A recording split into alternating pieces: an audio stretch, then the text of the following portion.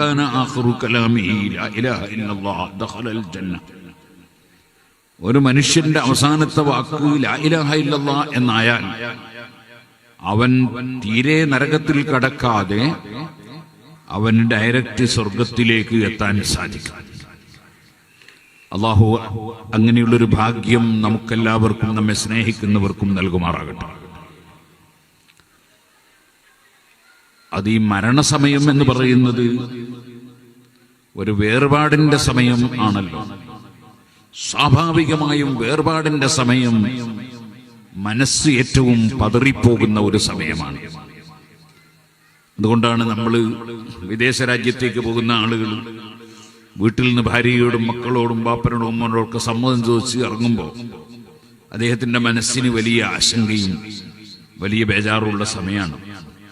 അതുകൊണ്ടാണ് കാറിൽ കയറി ഉടനെ തന്നെ കൂട്ടുകാര് ചോദിക്കും, പാസ്പോർട്ട് എടുത്തില്ലേ, അതുപോലെ ഫോൺ കയ്യിലുണ്ടല്ലോ, ഇങ്ങനെയൊക്കെ ചോദിക്കും. പഴയ കാലത്ത് ടിക്കറ്റ് എടുത്തില്ലേ എന്നും ചോദിക്കാറുണ്ടായിരുന്നു. പിന്നെ അത് ചോദിക്കില്ല, കാരണം ഫോണിനല്ല ഇപ്പം ടിക്കറ്റ്, പണ്ടങ്ങനല്ല. അങ്ങനെ ചോദിക്കും. കാരണം ഈ ബേജാറിൽ മറന്നുപോകാനുള്ള സാധ്യതയുള്ളത് കൊണ്ടാണ് ഓർമ്മിപ്പിക്കുന്നത്.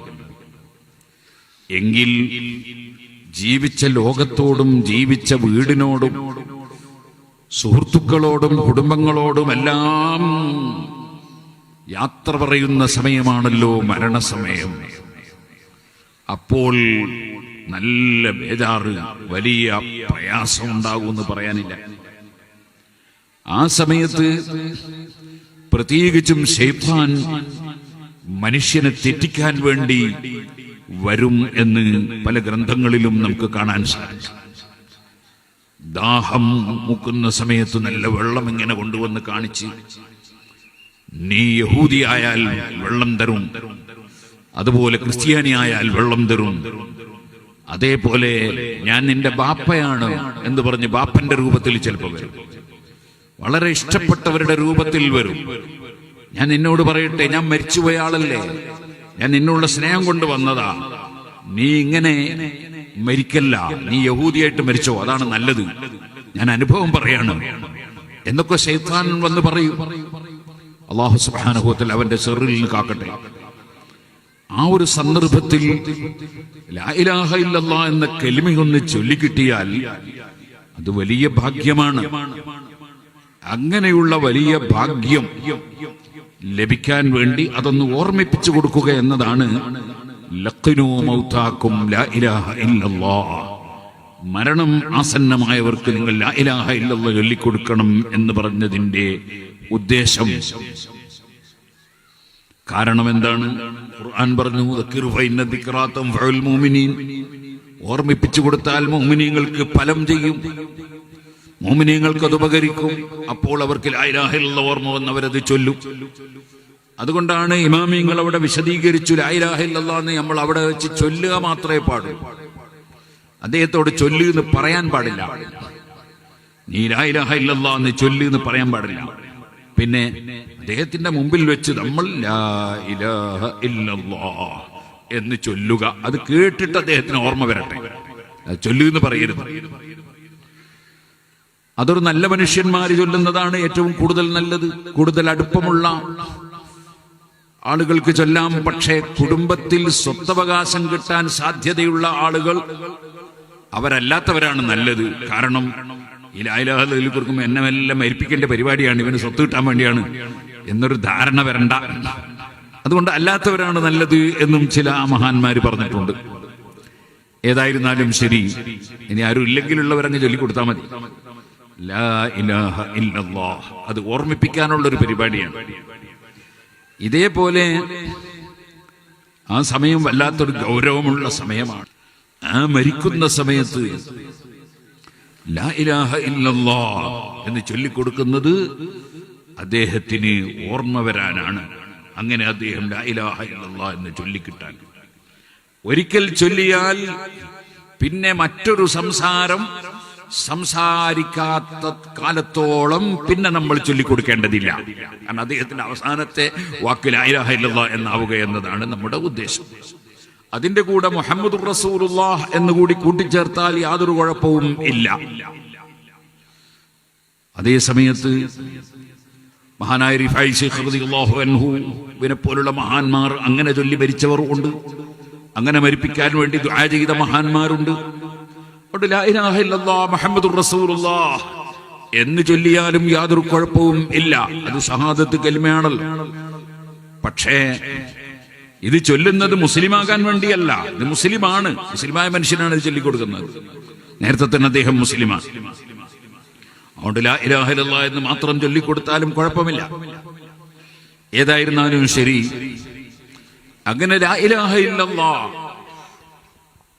എന്ന് ചൊല്ലിക്കൊടുക്കുന്നത് പോലെ മരണശേഷം ഖബറിൽ കൊണ്ടുപോയി വെച്ചാൽ അവിടെ ഇരുട്ടറയാണ്, അവിടെ സുഹൃത്തുക്കളില്ല. അതേ, ഇന്നലെ വരെ ഒന്നിച്ചു കിടന്ന ഭാര്യയില്ല, കൂടെ കളിച്ചു നടന്ന മക്കളില്ല, നമ്മുടെ നേതാക്കളില്ല, അനുയായികളില്ല, കൂട്ടുകാരുമില്ല, പാർട്ണർമാരില്ല, തൊഴിലാളികളില്ല, മുതലാളിയില്ല. ഒറ്റക്ക് ഖബറിൽ കിടക്കുകയാണ്. അങ്ങനെ കിടത്തി മൂടുകല്ല് വെച്ച് കൂടെയുള്ള ആളുകൾ പിരിഞ്ഞു പോകുമ്പോൾ ഈ ഖബറിൽ കിടക്കുന്ന വ്യക്തിയുടെ മനസ്സിന്റെ ബേജാറും ബുദ്ധിമുട്ടും പറയണോ? ആ സമയത്താണ് ഈ മലക്കുകൾ വന്ന് ചോദ്യം ചെയ്യുന്നത്. അങ്ങനെ ചോദ്യം ചെയ്യുമ്പോൾ മലക്കുകൾക്ക് മറുപടി പറഞ്ഞു കൊടുക്കാനുള്ള ഒരു ഓർമ്മിപ്പിക്കൽ, അതാണ് തൽഖീൻ ചൊല്ലിക്കൊടുക്കുക എന്ന് പറയുന്നത്. അതുകൊണ്ടാണ് ഇമാം സക്കരിയ അൻസാരി റളിയല്ലാഹു അൻഹു അവിടുത്തെ ഹസനുൽ മതാലിബിലും അവിടുത്തെ ശിഷ്യരും കൂടിയായ ഇമാം ഖതീബ് ശർബീനി റളിയല്ലാഹു അൻഹു അവിടുത്തെ മുഗ്നിയിലുമൊക്കെ ദക്കിർ ഫഇന്ന ദിക്റാ തൻഫഉൽ മുഅ്മിനീൻ എന്ന ആയത്ത് തൽഖീനിന് തെളിവായി ഉദ്ധരിച്ചതായി കാണാം. കാരണം മുഅ്മിനീങ്ങൾക്ക് ഓർമ്മിപ്പിച്ചു കൊടുക്കുകയാണ്. ഖബർ എന്ന് പറയുന്നത് എന്താണ്? ബൈത്തുൽ മുസ്ലിമിൽ മയ്യിത്ത്, മരിച്ചുപോയ മുസ്ലിമിന്റെ വീടാണ് ഖബർ. മരിച്ചുപോയ മുസ്ലിമിന്റെ വീടാണ് ഖബർ. അതുകൊണ്ട് തന്നെ ഖബർ ആദരിക്കപ്പെടണം. അപ്പൊ ഈ ഖബറിൽ കിടക്കുന്ന മോമിനായ മനുഷ്യന് വലിയ ബഹുമാനമുണ്ട്. ആ ബഹുമാനാദരവിന്റെ ഭാഗമാണ് ഖബറിലേക്ക് കൊണ്ടുപോകുന്നതിന് മുമ്പ് തന്നെ അദ്ദേഹത്തിന്റെ മയ്യിത്ത് കൊണ്ടുപോകുമ്പോൾ നമ്മൾ ലാ ഇലാഹ ഇല്ലല്ലാഹ് ലാ ഇലാഹ ഇല്ലല്ലാഹ് എന്ന് ചൊല്ലിക്കൊണ്ട് മയ്യിത്ത് കൊണ്ടുപോകുന്നു. ഇവിടൊക്കെ അങ്ങനെ തന്നെയല്ലേ? അല്ലേ? ഇപ്പൊ ഇങ്ങനെ വിചാരി, യൂട്യൂബിന്റെ കാലമാണ്, ക്ലിപ്പ് വിടുന്ന കാലമാണ്. ഈ അടുത്ത് ഒരു മുസ്ലിയായ ഒരു ക്ലിപ്പ് ഞാൻ കേട്ടു. അദ്ദേഹം പറയുന്നത് അങ്ങനെ ഉറക്കലായില്ലാഹില്ലെന്ന് പറഞ്ഞുകൂടാന്നാണ്. ഉറക്കലായില്ലാഹില്ലെന്ന് പറഞ്ഞ് തന്നെ കൊണ്ടുപോകണം എന്നാണ്. ബുജൈരിമി പോലുള്ള കിതാബുകളിൽ കാണാം. മയ്യിത്ത് കൊണ്ടുപോകുമ്പോൾ ദിക്ർ ഒരൽപ്പം ഉറക്കെ, വലിയ ശബ്ദത്തിൽ മൈക്ക് വെച്ച് പാടണമെന്നല്ല. ഉറക്കയും പതുക്കെയൊക്കെ അതിന് ചില പരിധി ഉണ്ടല്ലോ. ഇഖാമത്ത് പതുക്കെയാണ്, ബാങ്ക് ഉറക്കെയാണ് എന്നാണ് എന്റെ അർത്ഥം. എന്താ ഇഖാമത്ത് ആരും കേൾക്കണ്ടാന്നാ എന്നല്ലല്ലോ. അപ്പോ പതുക്കെ ചൊല്ലണം എന്ന് പറഞ്ഞാൽ ആരും കേൾക്കണ്ടെന്നതിനർത്ഥമില്ല. മറിച്ച് ചെറിയ ശബ്ദത്തിൽ ഒരു വലിയ ബഹളം വെക്കുന്ന ശൈലി വേണമെന്നില്ല. അങ്ങനെ വേണ്ട. അങ്ങനെ മയ്യിത്ത് കൊണ്ടുപോകുമ്പോൾ ഉറക്കത്തന്നെയാണ് മയ്യിത്തിൽ കൊണ്ടുപോകുമ്പോൾ ദിക്റ് ചൊല്ലാറ്. കാരണം ബുജൈരിമി പോലെയുള്ള കിതാബുകളിൽ പറഞ്ഞതായി നമുക്ക് കാണാം, മുസ്ലിമീങ്ങളെ മയ്യിത്ത് കൊണ്ടുപോകുമ്പോൾ അങ്ങനെ ദിക്റ് ചൊല്ലിക്കൊണ്ടുപോവുക എന്നത് പതിവാണ്. ഇനി അത് വേണ്ടാന്നൊരുത്തം പറഞ്ഞാൽ ആ മുസ്ലിമിന്റെ മയ്യിത്തിനെ നിസ്സാരപ്പെടുത്തലാവും. പിന്നെ കൊണ്ടുപോകുമ്പോൾ പിന്നെ എങ്ങനെ ഒരു മുസ്ലിമിന്റെ മയ്യിത്താണെന്ന് മനസ്സിലാവുകയല്ല. കാരണം ദിക്റൊന്നും ഇല്ലാതെ കൊണ്ടുപോകും. അതിനാൽ മയ്യിത്ത് കൊണ്ടുപോകുമ്പോൾ അല്പം ശബ്ദത്തിൽ തന്നെ ദിക്റ് ചൊല്ലി കൊണ്ടുപോകൽ നിർബന്ധമാണെന്ന് തന്നെ പറഞ്ഞാൽ അത് വിദൂരമല്ല എന്നാണ് ഫുഖഹാക്കൾ വിശദീകരിച്ചിട്ടുള്ളത്. അപ്പൊ പിന്നെ എന്നൊക്കെ ചില കിതാബിലുണ്ട്. അതൊക്കെ കണ്ട ആളാണ് ഈ ബുജൈരിമിയും ബർമാവിയും ഒക്കെ. അതൊന്നും കാണാത്ത ആളല്ല. അങ്ങനെ ആരും തെറ്റിദ്ധരിക്കരുത്. അപ്പൊ കണ്ടവർ തന്നെയാണ് അവർ. ആ പറഞ്ഞതൊക്കെ മനസ്സിലാക്കിയിട്ടാണ് അവർ പറഞ്ഞത് മുസ്ലിമിനിക്ക് ഒരു ബഹുമാനം നൽകലാണ് ദിക്റ് ചൊല്ലി കൊണ്ടുപോവുക എന്ന്. മയ്യിത്ത് കൊണ്ടുപോകുമ്പോ മയ്യിത്തിന്റെ മുന്നിലാണ് ആളുകൾ നടക്കേണ്ടത്. പലർക്കും അതിന് വലിയ മടിയാണ് മുന്നിൽ നടക്കാൻ. അങ്ങനെ മടിച്ചാൽ ശരിയാവും. ഞാൻ ഇന്നാളെ ഒരു ദിവസം ഒരു കാറിൽ, ഞാൻ സാധാരണ ബാക്കിലിരിക്കരുത്, അപ്പൊ ഒരാളെ വണ്ടി കയറ്റാൻ ഞാൻ മുന്നിലിരുന്നു. അപ്പൊ ഉസ്താദേ നിങ്ങളെ മുന്നിലിരിക്കാൻ എനിക്ക് പറ്റൂല. ഞാൻ പറഞ്ഞു ഡ്രൈവർ എത്ര കൊല്ലായി എന്റെ മുന്നിൽ ഇരുന്ന് വണ്ടി ഓടിക്കുന്നു. അപ്പൊ അങ്ങനെയില്ലല്ലോ, ഓരോരോ സ്ഥലത്ത് മുന്നിലിരിക്കണം, ബാക്കിലിരിക്കണം. മയ്യത്ത് കൊണ്ടുപോകും, മയ്യത്തിന്റെ മുന്നിലാണ്, മയ്യത്തിനെ ബഹുമാനിക്കണമെന്ന് വിചാരിച്ചിട്ട് ബാക്കിലാൻ പോരുത്. മയ്യത്തിന്റെ മുന്നിലാണ് നടക്കേണ്ടത് എന്നാണ് നമ്മുടെ ശാഫിഈ മദ്ഹബ്. നമ്മളൊക്കെ ശാഫിഈ മദ്ഹബ് പേരല്ലേ, മുന്നിലാണ് നടക്കേണ്ടത്. മുന്നിലാണ് എന്ന് പറഞ്ഞാൽ മയ്യത്തങ്ങ് കൊടുത്തയച്ചിട്ട് മയ്യത്ത് കുറെ കഴിഞ്ഞിട്ട് കൊണ്ടുവരാന്നല്ല, മുന്നിലിങ്ങനെ പോകുന്നു, അതോടുകൂടെ മയ്യത്തിന്റെ സമീപത്തും ആളുണ്ട്, അങ്ങനെയാണ് മയ്യത്ത് കൊണ്ടുപോകേണ്ടത്. ആ കൊണ്ടുപോകുന്ന സമയത്ത് ദിക്റും ചൊല്ലിയാണ് മയ്യത്ത് കൊണ്ടുപോകേണ്ടത്. അങ്ങനെ മയ്യത്ത് കൊണ്ടുപോയി ഖബറിൽ കൊണ്ടുപോയി വെച്ചാലാണ് മലക്കുകൾ വന്ന് ചോദ്യം ചെയ്യുന്ന സമയമുണ്ടെന്ന് പറഞ്ഞു. അതെങ്ങനെ, എപ്പോഴാ? അത് മയ്യത്ത് പൂർണ്ണമായി മറമാടിയതിന്റെ ശേഷമാണ്. ആ സമയത്ത് ഒരു സുന്നത്തുണ്ട്. ആ സുന്നത്താണ് തസ്ബീത്ത് ചൊല്ലുക എന്നത്. അതെപ്പോഴാ? പൂർണ്ണമായി മൂടിയതിന്റെ ശേഷം. പല സ്ഥലത്തും അത് ചെയ്യാറുള്ളത് മൂടിക്കൊണ്ടിരിക്കുമ്പോൾ. അതതിന്റെ പരിപൂർണ രൂപമല്ല. അങ്ങനെ ചെയ്താൽ തെറ്റാണെന്ന് ഞാൻ പറയുന്നില്ല. അതിന്റെ ശരിയായ രൂപം പൂർണ്ണമായി മൂടിക്കഴിഞ്ഞിട്ടാണ് തസ്ബീത്ത് ചൊല്ലി കൊടുക്കേണ്ടത്. തസ്ബീത്ത് നമ്മളവിടെ ചെല്ലാറുണ്ട്. അല്ലാഹുമ്മ സബ്ബിത്ഹു ഇൻദ സുആൽ. അല്ലാഹുവേ, നീ അദ്ദേഹത്തിന് ചോദ്യം വരുന്ന സമയത്ത് സ്ഥിരപ്പെട്ട നിലക്ക് മറുപടി പറയാൻ തൗഫീഖ് കൊടുക്കണേ എന്ന് പറഞ്ഞുകൊണ്ടുള്ള ഒരു ദുആയാണത്. അത് നമ്മുടെ നാട്ടിലൊക്കെ പല സ്ഥലത്തും അതിന് മുൻപന്തിയിൽ ഉണ്ടാകാറുള്ളത് സുന്നികളെക്കാൾ കൂടുതൽ സുന്നികളല്ലാത്തവരാണ്, തസ്ബീത്തുകളാൻ. അതിലേതെങ്കിലും ഒരു മൗലവി വന്ന് വേഗം അതങ്ങ് തുടങ്ങി, സുന്നി മൗലവി വരുന്നതിന് മുമ്പ് ഞാനിത് തുടങ്ങിപ്പോണമെന്നുള്ള നിർബന്ധമാണ് അവർക്ക്. എന്നിട്ട് ഒരാൾ ഇങ്ങനെ ചൊല്ലിയിട്ട് ബാക്കിയുള്ളവർ ചൊല്ലും. അപ്പൊ നിങ്ങൾ അവരോട് ചോദിക്കണം, ഇങ്ങനെ നബി സല്ലല്ലാഹു അലൈഹി വസല്ലമ തങ്ങൾ അല്ലാഹുമ്മ സബ്ബിത്ഹു ഇൻദ സുആൽ എന്ന് ചൊല്ലിക്കൊടുക്കുകയും അപ്പൊ സഹാബത്തൊക്കെ അല്ലാഹുമ്മ സബ്ബിത്ഹു ഇൻദ സുആൽ എന്ന് ഏറ്റുപറയുകയും ചെയ്തതായി വല്ല ഹദീസിലും കാണിച്ചു തരാമോ എന്ന് ചോദിക്കണം. ഞാൻ ഉറപ്പിച്ചു പറയുന്നു, അങ്ങനെ ഒരു ഹദീസ് കാണിച്ചു തരാൻ കഴിയില്ല. അങ്ങനെ ഒരു ഹദീസ് കാണിച്ചു തരാൻ കഴിയില്ല. പിന്നെ അവരെന്തുകൊണ്ടാണ് അത് ചെയ്യുന്നത്? അവര് ചെയ്യുന്നത് നമ്മളും ചെയ്യുന്നുണ്ടല്ലോ. തസ്ബീത്ത് ഒരാൾ ചൊല്ലിക്കൊടുത്ത് മറ്റുള്ളവർ ചൊല്ലുന്നുണ്ടല്ലോ. നമുക്കതിനൊരു കുഴപ്പമില്ല. എന്തുകൊണ്ട്?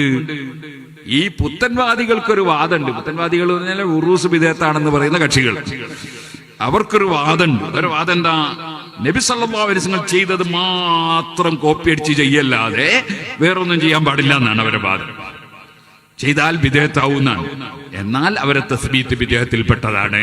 കാരണം നബി സല്ലല്ലാഹു അലൈഹി വസല്ലം അങ്ങനെ ഒരു തസ്ബീത്ത് ചൊല്ലിക്കൊടുക്കുകയും മറ്റുള്ളവർ ഏറ്റുപറയുകയും ചെയ്യുന്ന ഒരു സ്വഭാവം ഉണ്ടായിട്ടില്ല. അതേസമയത്ത് എന്തുണ്ട് നബി സല്ലല്ലാഹു അലൈഹി വസല്ലം പറഞ്ഞിട്ടുണ്ട്. എന്ത്? ഇസ്അലൂലഹു, നിങ്ങൾ അദ്ദേഹത്തിന് വേണ്ടി അള്ളാഹുവിനോട് തസ്ബീത്ത് ചോദിക്കണം എന്ന് പറഞ്ഞിട്ടുണ്ട്, കൽപ്പിച്ചിട്ടുണ്ട്. നബി തങ്ങൾ അങ്ങനെ ചെയ്തു കാണിച്ചതായി ഹദീസിൽ ഇല്ല. അതേപോലെ ഒരാൾ ചെയ്ത് അതിനെ പിന്തുടർന്ന് മറ്റുള്ളവർ ചെയ്തു, അങ്ങനെയും ഹദീസിൽ ഇല്ല. മറിച്ച് ഇപ്പോൾ അദ്ദേഹത്തിന് ചോദ്യം വരുന്ന സമയമാണ്, നിങ്ങൾ തസ്ബീത്ത് ചൊല്ലണം എന്ന് നബി സല്ലല്ലാഹു അലൈഹി വസല്ലം കൽപ്പിച്ചിട്ടുണ്ട്. മഹാനായ അംർ ഇബ്നുൽ ആസ് റളിയല്ലാഹു അൻഹു വസിയത്ത് ചെയ്തിട്ടുണ്ട്, സഹാബിയാണ്. ഞാൻ മരിച്ചെന്നെ ഖബറിൽ കൊണ്ടുപോയി വെച്ചാൽ നിങ്ങൾ മറമാടി കഴിഞ്ഞാൽ അതെ നിങ്ങൾ അഖീമു ഹൗല ഖബരി, എന്റെ ഖബറിന്റെ സമീപത്ത് നിങ്ങൾ നിൽക്കണം, നിങ്ങൾ പോയി കളയരുത്.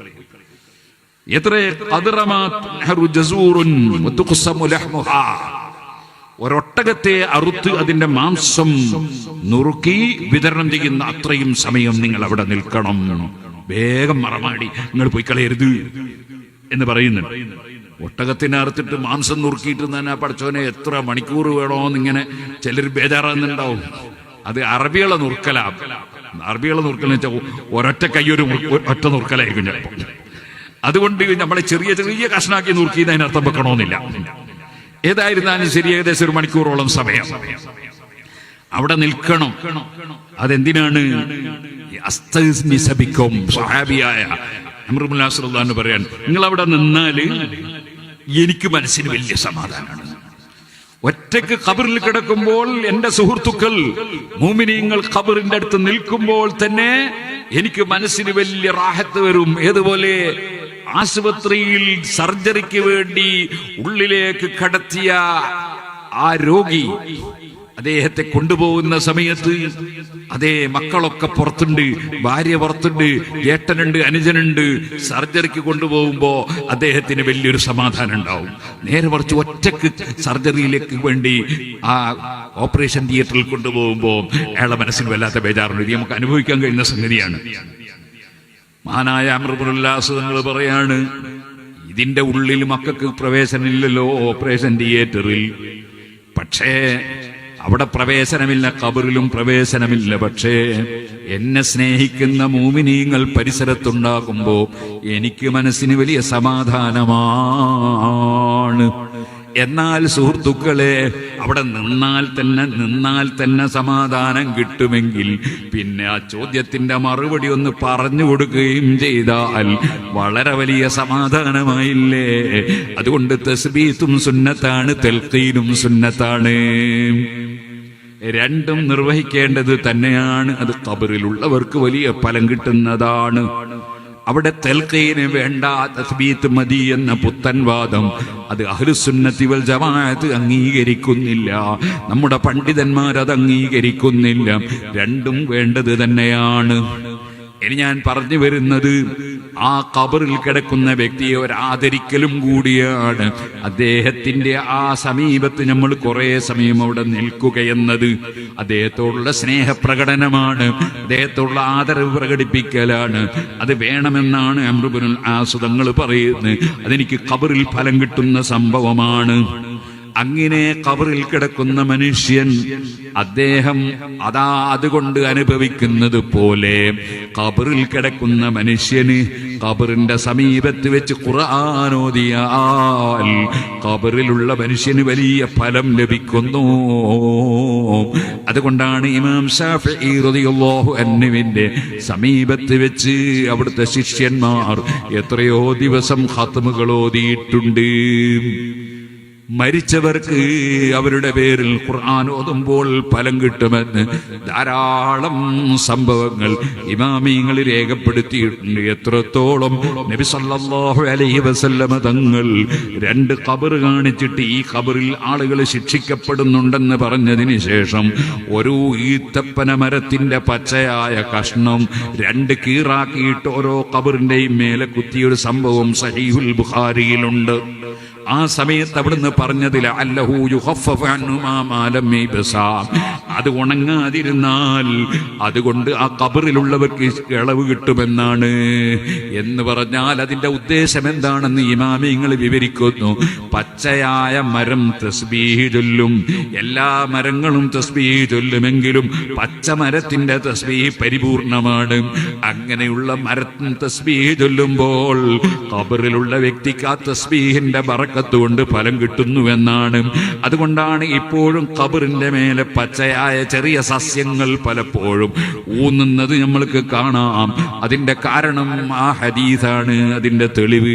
ഇരിക്കട്ടെ, അവിടെ ഇമാമിങ്ങൾ പറഞ്ഞു പച്ചയായ മരത്തിന്റെ തസ്ബീഹ് കൊണ്ട് തന്നെ ഖബറിലുള്ളവർക്ക് ഫലം കിട്ടുമെങ്കിൽ മുഅ്മിനീങ്ങൾ ഖബറിന്റെ സമീപത്ത് വെച്ച് അല്ലാഹുവിന്റെ ഖുർആൻ ഓതിയാൽ ഖബറിലുള്ളവർക്ക് കിട്ടുന്ന ഫലം എത്ര വലുതായിരിക്കും.